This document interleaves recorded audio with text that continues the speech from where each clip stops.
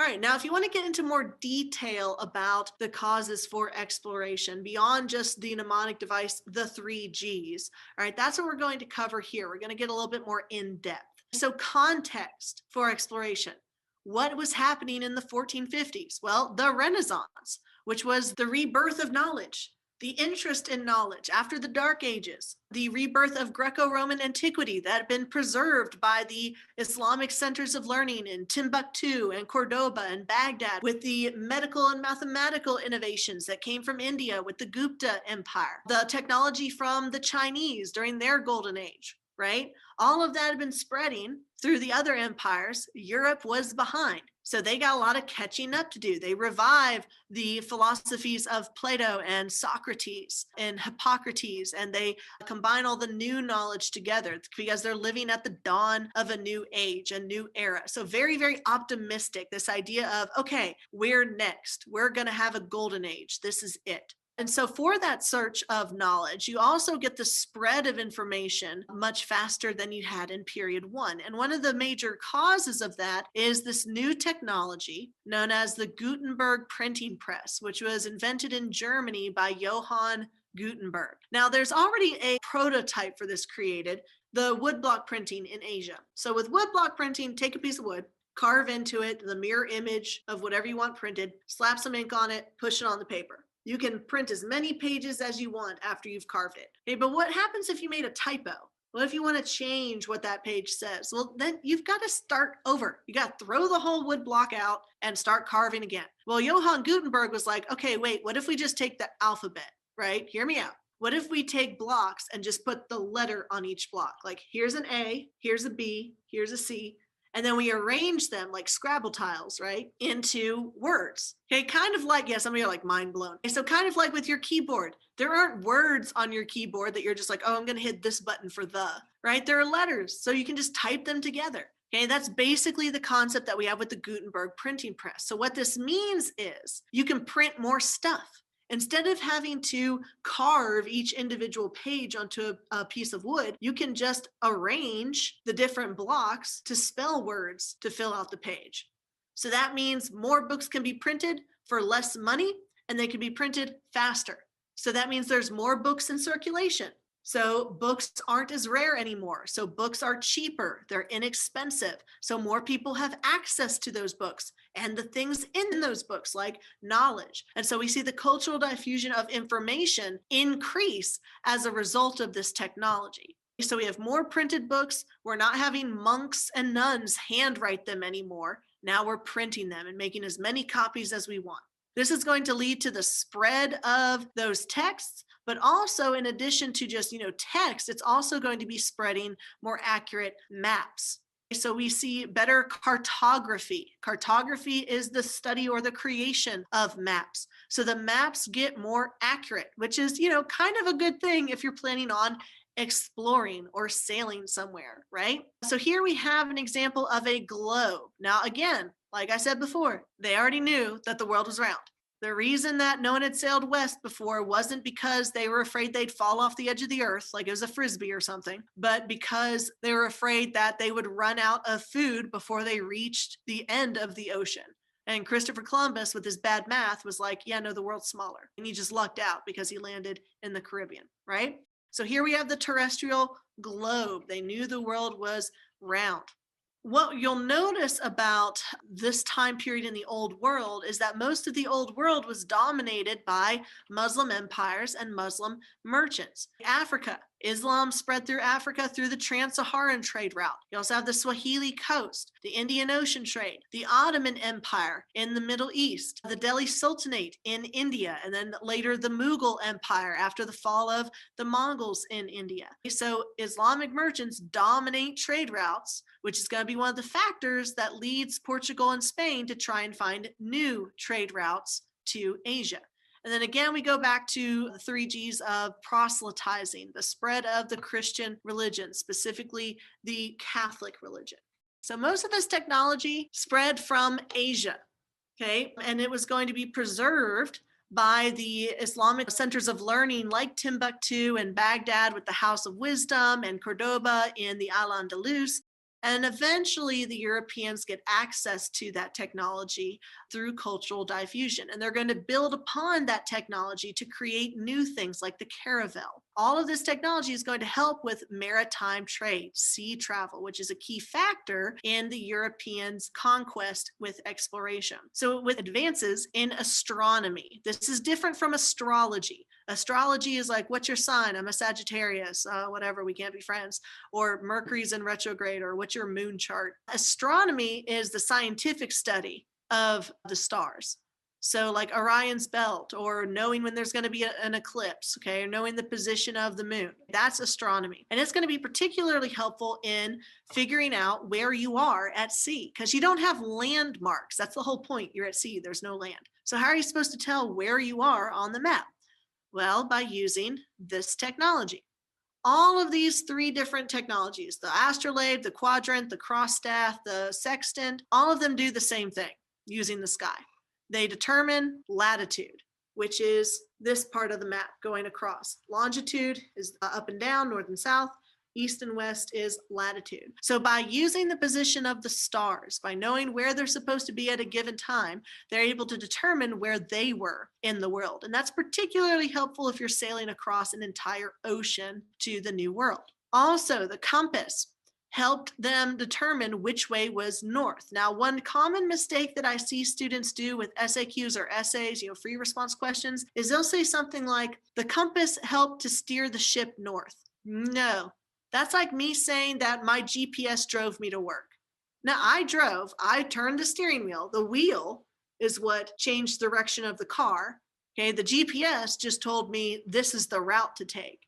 Okay, so make sure that you're specific with that. If you describe what a magnetic compass is in an SAQ or an essay, just say it always points north so that they know which direction to sail if they want to go north, west, east, or south. Okay, now do you need to know every single piece of technology that's on this list? No. If you want to pick one of these, like the astrolabe, all right, that's fine.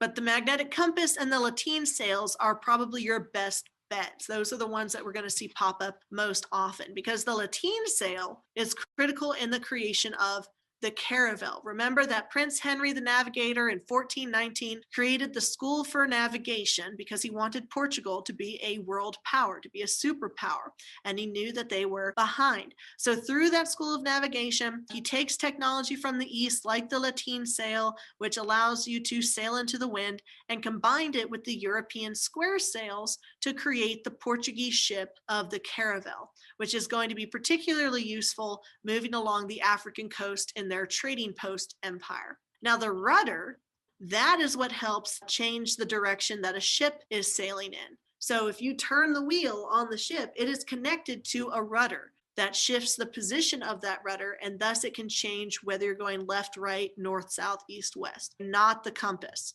And then another major factor in their ability to conquer the New World and also to maintain a monopoly in their route to Asia was through the Chinese invention of gunpowder and the Mongol invention of cannons. Okay, so gunpowder and cannons are going to be essential in conquering in the New World, as well as maintaining their monopoly in the Old World in their route through or around Africa to the spice trade. In fact, the Portuguese are going to basically become pirates in the Indian Ocean. How that happens is they start saying, hey, we're in charge now. If you want to sail in the Indian Ocean, you've got to buy a license from us. You got to buy a certificate. Well, what if you're like, I'm not going to pay all that money for a certificate from the Portuguese. I'm just going to wing it. I'm going to sail through the Indian Ocean. Well, if they caught you, if they boarded your ship and you didn't have that certificate, they would kill you and take your stuff and sink your ship. And they would say, hey, it's the law. We offered you a certificate to buy and you turned down, so now we get all your stuff. If they boarded your ship and you did have the certificate, then they'd leave you alone. So they're basically end up controlling Indian Ocean trade as they rise as an empire with the funds that they get from the New World that make them ridiculously wealthy. All right, some pictures of that technology. Here we have the astrolabe. The astrolabe and the sextant do the same thing where they use the celestial bodies in the sky to determine latitude. The compass always points north. They got better maps. Particularly, they started moving away from symbolic maps to accurate maps. Now, this is not an accurate map, y'all. This is more art. This is artsy, right? We know that this is not what the continents look like. For my OCD, it would make me feel really good if they looked like that, right? All equal sizes and shapes, but that's not the case. This instead is symbolic. So let's look at some of the symbolism in this image. In the center, we have the holy city of Jerusalem, tying together Europe and Asia and Africa. And that's because to the Christians and the Muslims, Jerusalem was a holy city. So that's why it's at the center. Europe is Christian, Africa is Islamic, and then Asia, if you count the Middle East, which here Syria and the Arabian Peninsula, they do, and India, that also includes the Muslim faith. So at the center of it all is Jerusalem. So religion is significant during this time period. It is a major motivation, both politically and economically. Okay, it's one of the 3 G's. Another thing that's significant about this is that all the continents are equal size and shape. That shows that they're on an equal playing field. Okay, Europe is rising into its own. It's becoming a superpower. It is catching up with the continents of Africa and Asia. Africa and Asia have been dominating period 1. Now Europe comes up in period 2.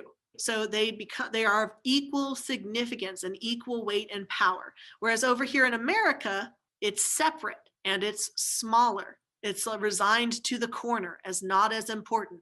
It's important because it makes Europe rich. Here's the Portuguese caravel. Here's the triangular sail, the Latin sail from Asia, the square sail. Remember, the square sail will take you in whatever direction the wind is currently blowing. If you want to go in a different direction, that's when you get the Latin sail. This is going to be a moneymaker for the Portuguese because it allows them to establish their trading post empire. So let's do a review of the motives or the causes of European exploration. The first G, God. Religion played a factor. They wanted to convert people to Catholicism. And they weren't having much luck in the old world, so they tried the new world where they could force conversions. Ambition, that would fall under glory. Expanding their empire, making a bigger empire, making money from mercantilism, from exploiting those colonies for their wealth. Political opportunities, more money, more power, right?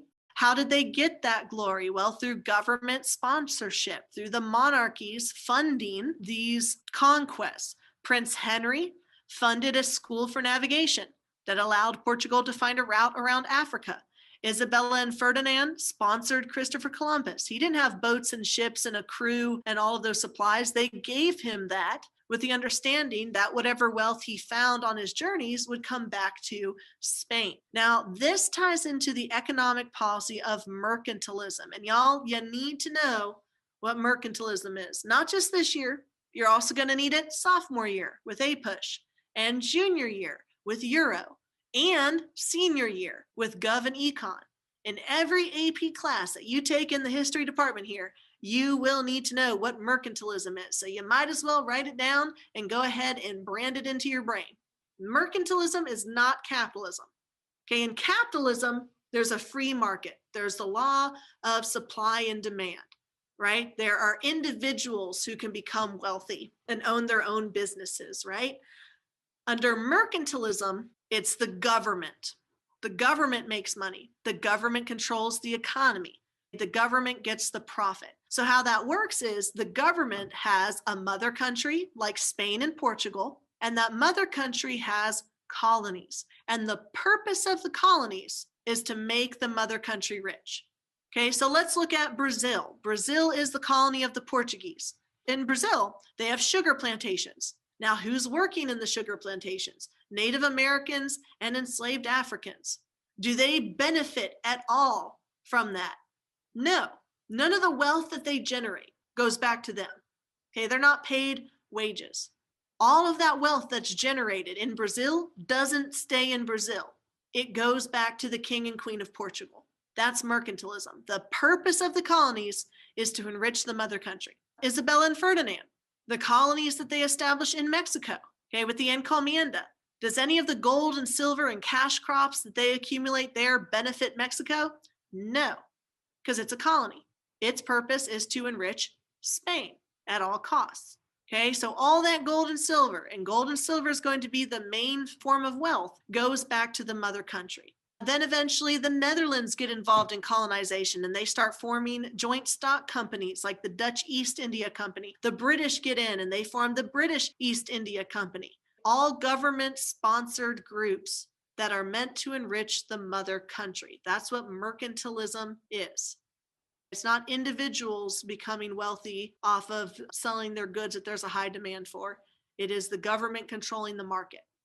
Okay, for context, the Renaissance, you have curiosity about the world, the belief that you're at the beginning of a new era, that's optimism, that you're on your way to a golden age, and that you can do anything. And then the catalyst was spices, because all of this started, the discovery, quote unquote, of the new world was started because of the search for spices, a route to get to India, to get to Asia. And then the last G, we've already covered God, we've already covered glory. The last G is gold, which is just a catch-all for money. First it was spices, then it was gold and silver, then it was cash crops. And eventually Portugal with the Asiento slave trade, they get wealthy off of that. So who benefited the most from this exploration? Definitely the Europeans. Who suffered greatly? The Americans. Okay, so let's talk about why. They suffered a huge demographic catastrophe. What does demographic mean? We'll break it down into its Latin roots. You have graph and demo. If we look at a word like democracy, good, Elizabeth. Crassy means government. And like Elizabeth said, she says it's relating to people. Demo means people. So democracy is government by the people. So if we look at demographic, that means people.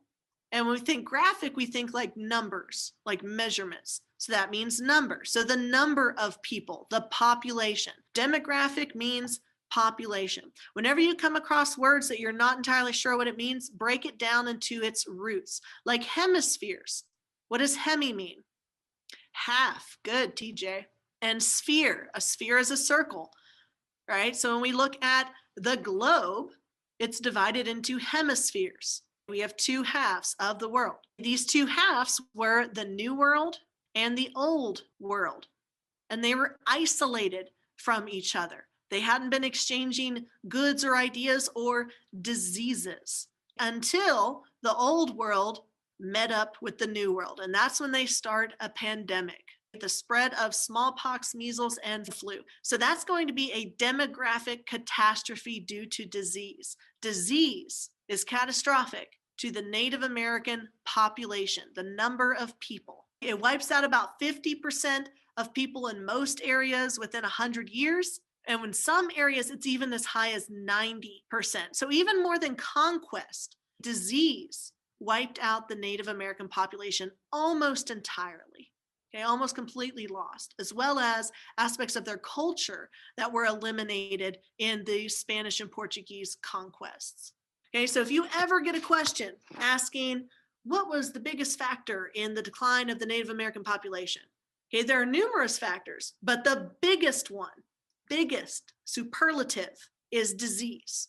Disease is the big one.